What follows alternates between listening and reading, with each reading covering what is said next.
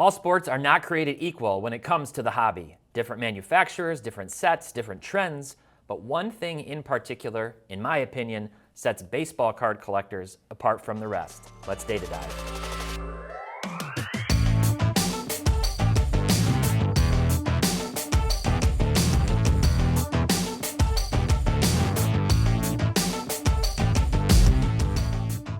Hey everyone, welcome back to another episode of Data Dive powered by Market Movers. My name is Tyler Nethercott, better known as Teapot, and this week I'm doing something a little different. This week I'm breaking down the buying patterns of collectors and investors from the big three sports, baseball, basketball, and football. And as always, this video is brought to you by Market Movers. Visit marketmoversapp.com and use promo code DIVE when you check out. This now gets you 14 days completely free to try out Market Movers and then 20% off for life as long as you're subscribed. Now let's talk some hobby philosophy. All right, I'm just gonna say it. Something a little controversial maybe, but baseball card collectors have a more intellectual approach to collecting and have largely proven to be my favorite kind of collectors. And that is no disrespect to anyone else whatsoever. As a lifelong basketball card collector myself, I didn't really get into baseball cards seriously until a few years ago. So why do I say that baseball card collectors are my favorite? One main reason, because they value greatness no matter what. Baseball card collectors prioritize collecting Hall of Famers. They prioritize players who demonstrated greatness on the field. It's not about style over substance or hype. If a player was great, baseball collectors value their cards. And one thing they don't do, they don't overvalue having won a championship when it comes to desiring a player's cards. A baseball player, without a doubt, of all the sports, has the least ability to affect his team's championship odds. For example, Mike Trout, the best player in the league for a decade, hasn't even made the playoffs, let alone sniffed a World Series, but his prices are the highest of any active player. The same could be said for Ken Griffey Jr., who also never won a championship. He had only 18 postseason games in total in his career, and he still has the most valuable cards from his era.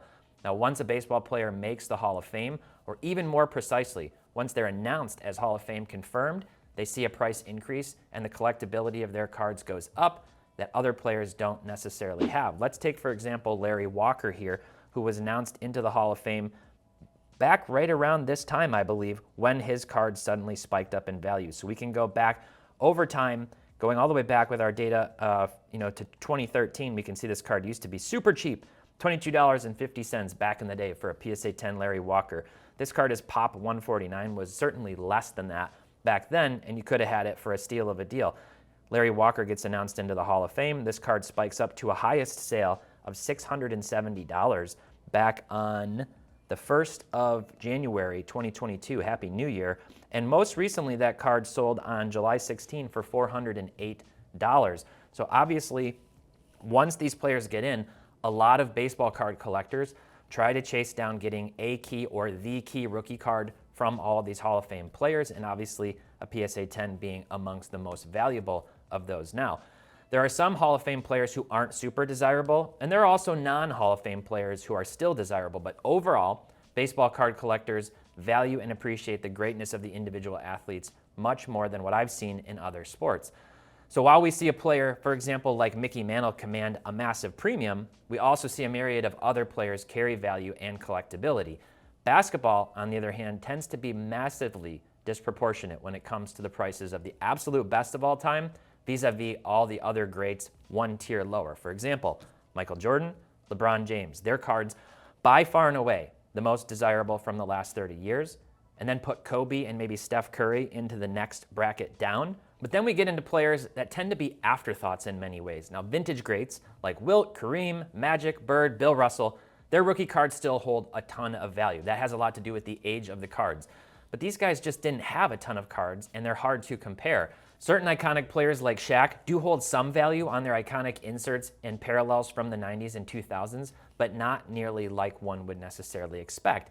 And Tim Duncan, the nearly consensus greatest power forward of all time, his cards sell for very cheap compared to how good he was. Kevin Garnett's another one. He's kind of in that 11 to 20 range usually on most people's boards in terms of all-time great players, and his cards frankly sell for peanuts. John Stockton and Karl Malone, their cards sell for peanuts. The collector base is massively top-heavy when it comes to basketball cards. But let's go back to Larry Walker. Larry Walker is considered around the 150th best player of all time, according to Ranker.com. You could find a whole bunch of other lists. Maybe that's sort of like public opinion. That's probably a good gauge. So put him in that 130 to 170 range all time. And he's in the Hall of Fame. But his 1990 Topps Tiffany base PSA 10 goes for $408. Now, let's look at another player who hovers around that same ranking for basketball. Slam 500 has Shawn Kemp as the 150th greatest NBA player of all time. We can debate that again, just like we could Larry Walker.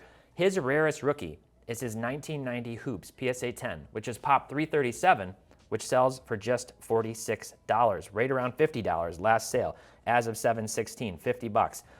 That's what Shawn Kemp's selling for versus, $400 for Larry Walker. This has everything to do, in my opinion, with the fact that the baseball collectors are valuing these Hall of Fame caliber players, whereas basketball collectors tend to focus and fixate on the greatest of all time who won the championships and not as much everybody else. Now, granted, baseball has a lot more history when it comes to players, but that's precisely why I believe that the collectors might be a little bit more mature in their collecting style. Baseball is all about stats, and in truth, it's a sport where stats largely don't lie. We hear about the eye test all the time in sports, but in baseball, it's just mano y mano, pitcher versus hitter. In basketball, they say ball don't lie, but that's actually even more true in baseball. Either you get on base or you don't. Either you get the guy out as a pitcher or you don't. All of these sports see the greatest of all time command the biggest premiums, but baseball seems to show the most love to more players.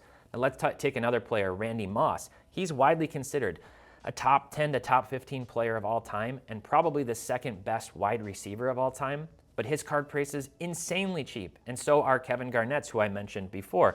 So when we look at Randy Moss's most expensive card that's sold in the last 90 days, it's this PSA 10 Pop 159 Topps Chrome Refractor. Now refractors, obviously, it's hard to compare a card like Larry Walker's 1990 card to a refractor, which generally just are going to command more value and more desirability because of the aesthetic of the card. We keep scrolling down. This isn't a bad sale, but for being the second best wide receiver of all time, probably a top 20 player of all time on most people's list, that seems very cheap to me, whether you're comparing it to modern players or like I'm doing, especially just to historical prices across all the different sports. Go back and look at a lot of the vintage cards. You can have guys in baseball who you might not even know who they are, and their cards will sell for a significant premium because of the age. On a card like this at Pop 159, which is almost certainly, very few of those in circulation. You can see only one sale of this card in the last 90 days. I would expect the price on that card to be much, much higher for one of his most desirable rookie cards. We can keep scrolling down the list. This is where it gets wild. You see his Future Watch auto, his SP Authentic Future Watch, PSA 9. This card sells for $585. And now we're into Kevin Garnett with his Topps Finest base with coating PSA 10, Pop 343. Sells for $510. Again, we're talking about a top 20 player of all time, a guy who won championships, in fact, and yet they show little to no love to KG relative to LeBron, Jordan, Kobe, Steph. It's kind of mind-boggling to me. So in my opinion, championships actually might be overvalued in basketball and football as well. All sports tend to be a game of inches, like truly a game of inches at the end of the day.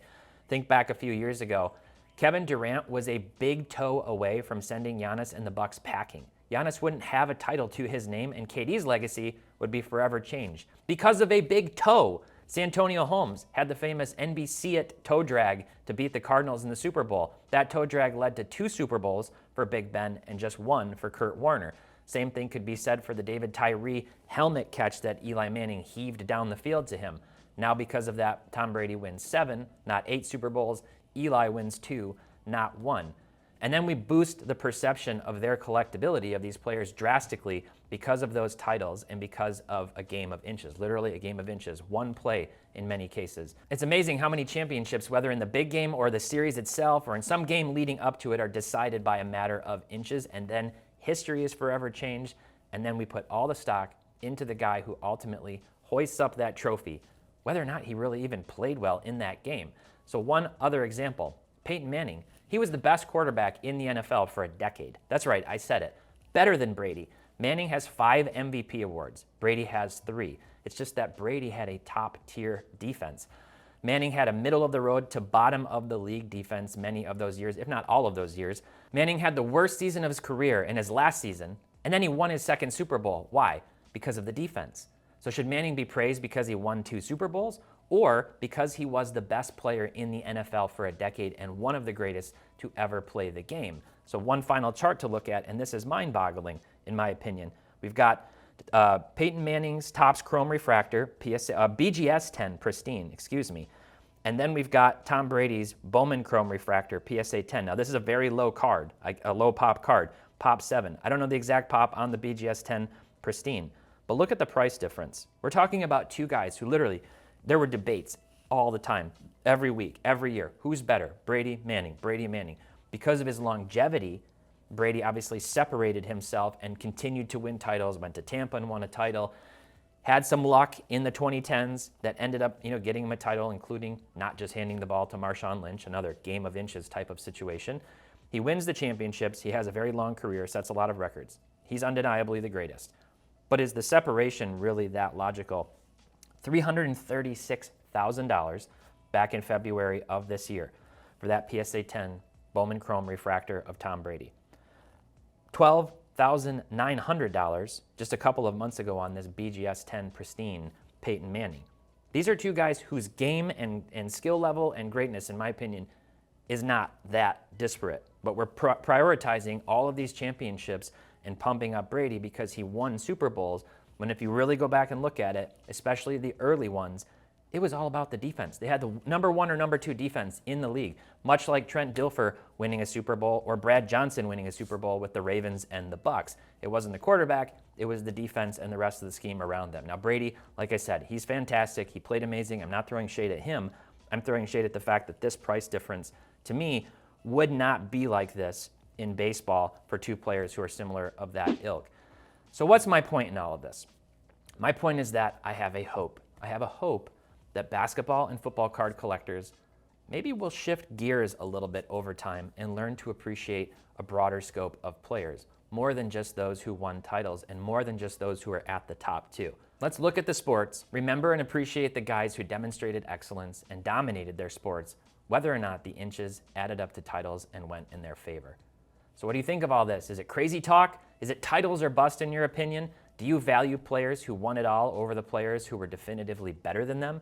Let me know down in the comments. And if you want to get this data, visit marketmoversapp.com. Use promo code DIVE. Thanks so much for watching. Until next time, happy investing, keep on collecting, and make sure to have fun.